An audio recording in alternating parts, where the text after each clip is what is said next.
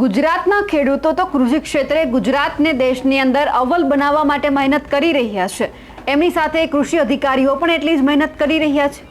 પણ આપણા ગુજરાતના કૃષિ મંત્રી રાઘવજી પટેલે આપણા ગુજરાતના ખેડૂતોને મોખરે લઈ આવવા માટે ખેડૂતો માટે એવું તો શું કામ કર્યું છે કે ગુજરાતનો ખેડૂત છે તે હકથી કહી શકે કે હા અમે ગુજરાતના ખેડૂતો છીએ, અમારે ન તો સહાય માટે ફાંફા મારવા પડે છે, ન તો અમારે સહાય માટે વિરોધ કરવો પડે છે, એ બધું અમને સમયસર મળી જાય છે। પણ આવો ગુજરાતનો ખેડૂત કંઈ જ આમ નથી બોલતો એટલા માટે કારણ કે કૃષિ મંત્રી ખાલી વાત જ કરીને જાય છે, મહેનત તો બીજા બધા કરે છે। અને આ વાત આજે એટલા માટે કરવી પડે છે કારણ કે રવિ કૃષિ મહોત્સવ ગુજરાતની અંદર ચાલી રહ્યો છે અને એ જ દરમિયાન આપણા કૃષિ મંત્રી રાઘવજી પટેલે કહી દીધું છે કે ગુજરાતના ખેડૂતોની મહેનત છે જે ગુજરાતને દેશની અંદર કૃષિ ક્ષેત્રે અવ્વલ લાવી રહ્યું છે। પણ હવે સવાલ એ છે કે આ જ્યારે બોલી રહ્યા છે ત્યારે હવે શું ખરેખર ગુજરાતનો ખેડૂત અત્યારે સદ્ધર બની રહ્યો છે? નમસ્કાર, નિર્ભય ન્યૂઝ સાથે હું છું રિદ્ધિ। અવારનવાર ગુજરાતના ખેડૂતોની વાત એટલા માટે કરવી પડે છે કારણ કે આ જ ગુજરાતના ખેડૂતો છે તે ગુજરાતને કૃષિ ક્ષેત્રે દેશની અંદર અગ્રણી બનાવી રહ્યું છે। પરંતુ ગુજરાતના કૃષિ મંત્રી રાઘવજી પટેલ ખાલી વાહવાઈ લૂંટવામાં જ માને છે। સહાય આપવાની વાત આવે છે તો ફક્ત આંકડો ગણાવે છે કે અત્યાર સુધીમાં આટલી સહાય આપવામાં આવી છે। પણ કૃષિ મંત્રી રાઘવજી પટેલે એક વખત કોઈ ખેડૂતને પૂછ્યું હશે કે ભાઈ તને કેટલી સહાય મળી છે, તને કેટલી સહાય મળવા પાત્ર હતી અને કેટલી મળી છે, તને કેટલું નુકસાન ગયું છે, કેટલા પૈસા આપવામાં આવ્યા છે? ના, નથી પૂછવામાં આવતું।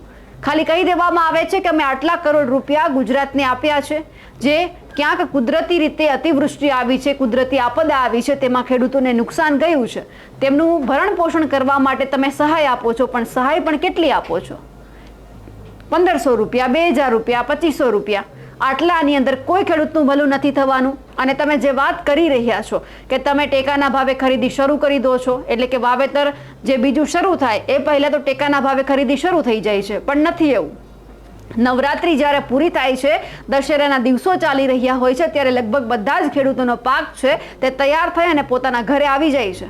જો તમે ત્યારથી ખેડૂતોની જે મગફળી હોય, કપાસ હોય, આ બધા જ પાકનું ટેકાના ભાવે ખરીદી શરૂ કરી દો ને તો ક્યાં ખેડૂતોને ફાયદો થાય? પણ એવું થતું નથી। તમે લાભ પાંચમનું શુભ મુહૂર્તની રાહ જોવો છો, લાભ પાંચમથી તમે એવું વાત કરો છો કે અમે ટેકાના ભાવે ખરીદી શરૂ કરીએ છીએ, પછી જ્યારે અડધું વાવેતર થઈ જાય છે પછી તમે ટેકાના ભાવે ખરીદી શરૂ કરો અને એમાં પણ ધાંધિયા હોય છે। કોઈક એજન્સીને, કોઈક માનીતી એજન્સીઓને કોન્ટ્રાક્ટ આપવાનો હોય છે એટલે તેઓ લોકોની મગફળી છે, કપાસ છે, પાક લેતા નથી અને એમાં ને એમાં ખેડૂતો હેરાન થાય છે। આવું લગભગ તમે ક્યાંય જોતા જ નહીં હોય, એટલે તમે વાત કરી રહ્યા છો કે અમે ટેકાના ભાવે ખરીદી લગભગ 11 તારીખથી શરૂ કરી દીધી છે। પણ તમે કરી છે કેટલી જગ્યા ઉપર ખેડૂતોનો જે આ પાક છે તે ટેકાના ભાવે લેવાયો છે તે પણ તમે એક વખત ચકાસણી કરજો। કારણ કે તમે વાત કરી દીધી છે અહીંયા કે પ્રાકૃતિક ખેતી ઉપર ભાર આપવામાં આવે છે, વૈજ્ઞાનિકો મહેનત કરી રહ્યા છે, ખેડૂતોને શીખવી રહ્યા છે કે નવી નવી પદ્ધતિથી કઈ રીતે ખેતી કરવાની છે। પણ એ બધા જ ખેડૂતો ખેતી કરશે, પણ જ્યારે કુદરતી આપદા આવશે ત્યારે એ ખેતીનું શું કે જેમાં પાક વાવવામાં આવ્યો છે તેમને જો નુકસાન ગયું તો તેમનું ભરણ પોષણ કોણ કરશે? તેમની ભરપાઈ કોણ કરશે? તમારી પાસે સહાય માંગશે તો તમે 8 વર્ષનો આંકડો તેમને બતાવશો કે અમે 8 વર્ષની અંદર, 10 વર્ષની અંદર આટલી સહાય આપી છે। પણ તમે જેટલી સહાય આપી છે એક વખત એ પણ ચકાસજો કે તમે સહાય કોને કોને આપી છે, કેટલી આપી છે, કોને કેટલું નુકસાન ગયું છે। આ વાત આજે એટલા માટે કરવી પડે છે કારણ કે આ બધી જ મોટી વાત અને જે મોટા ફાંકા કહી શકાય બધા જ આપણા કૃષિ મંત્રી રાઘવજી પટેલે રવિ કૃષિ મહોત્સવની અંદર માર્યા છે। એટલે સૌથી પહેલાં તો એ સાંભળી લઈએ એટલે ગુજરાતના ખેડૂતને પણ ખ્યાલ આવી જાય કે અત્યાર સુધી તમારા માટે આટલી યોજનાઓ છે, આટલા પૈસા ફાળવવામાં આવ્યા છે, તમને કેટલા મળ્યા છે? તમે જ સાંભળી લો રાઘવજી પટેલ શું કહી રહ્યા છે।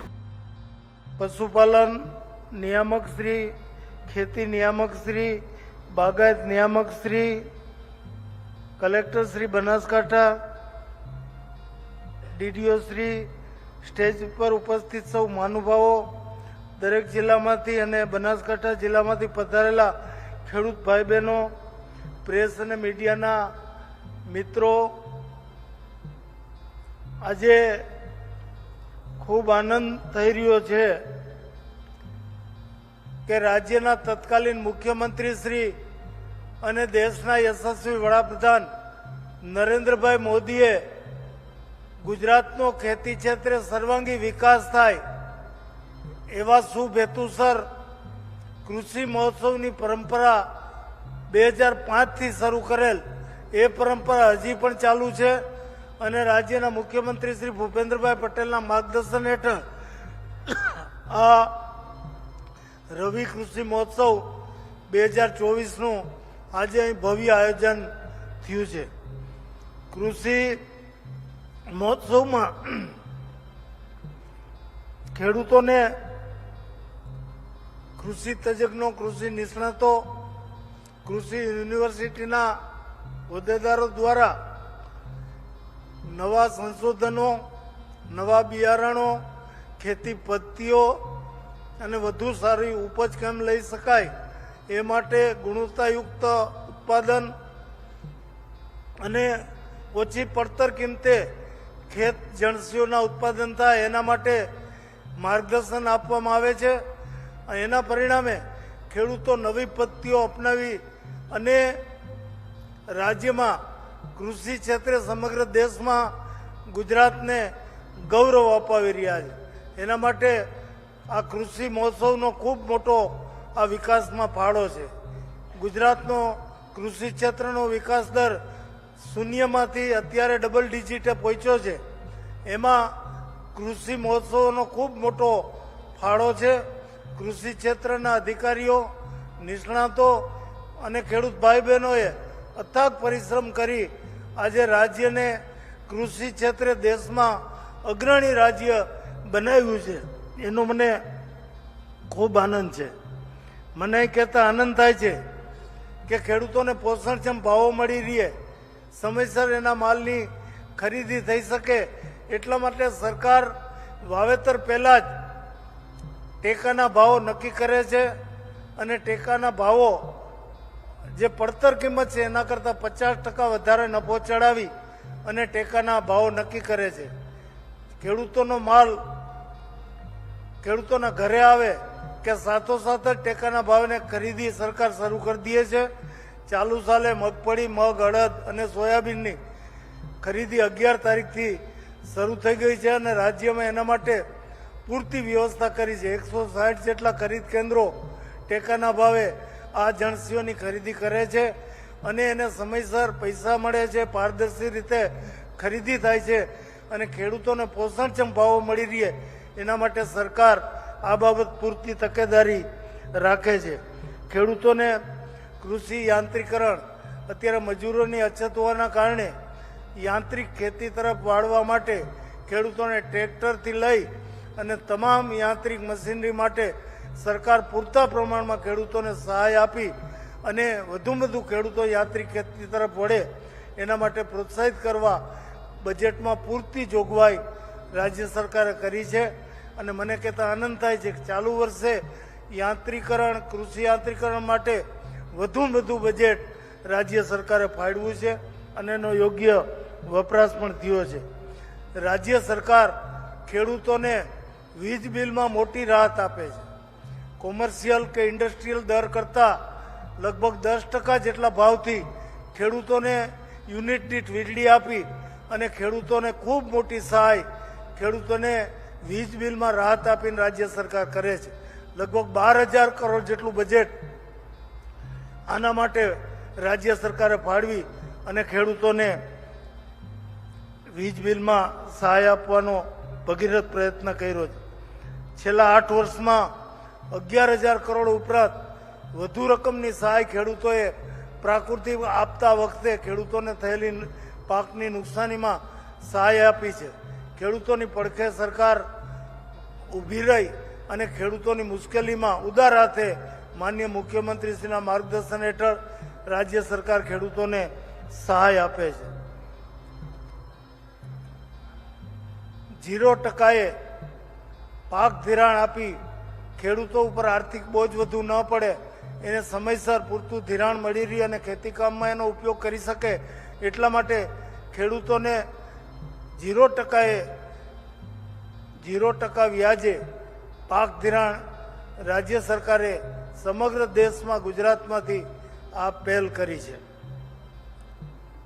રાસાયણિક ખાતરોમાં પણ પૂરતા પ્રમાણમાં સબસિડી રાજ્ય સરકાર દ્વારા આપવામાં આવે છે, જેના પરિણામે ખેડૂતો પર વધુ આર્થિક બોજ ન આવે અને એના માટે રાજ્ય સરકારે મબલક પ્રમાણમાં સબસિડીનું આયોજન કરી અને ખેડૂતોને મદદરૂપ થવાના પૂરતા પ્રયત્નો કર્યા છે.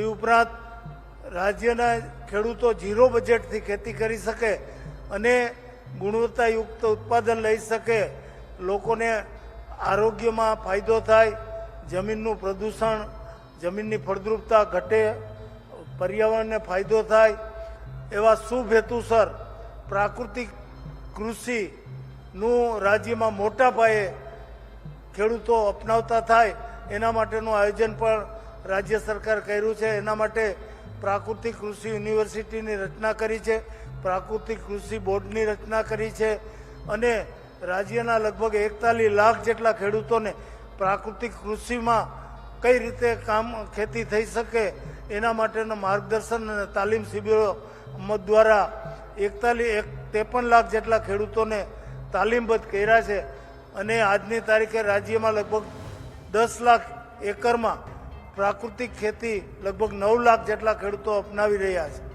આ જ રીતે પ્રાકૃતિક ખેતીનો વ્યાપ વધે એના માટે નામદાર રાજ્યપાલ શ્રી પાઠકજી રાઘવજી પટેલ કહી રહ્યા છે કે સરકાર ખેડૂતોની પડખે ઊભી રહી છે, પણ તમે મને એક કિસ્સો એવો બતાવી દો કે રાઘવજી પટેલ કોઈ ખેડૂતોની પડખે ઊભા રહ્યા હોય, પૂરતી સહાય તેમણે અપાવી હોય, સાચો સર્વે કરાવ્યો હોય અને સાચા જેટલા એમને પૈસા થાય છે નુકસાનીના બધા જ અપાવ્યા હોય. ગુજરાતની અંદર લગભગ એવો કોઈ જ કિસ્સો નહીં બન્યો હોય, કારણ કે જેમને જેટલી સહાય આપવાની છે એમનાથી અડધી જ મળી છે.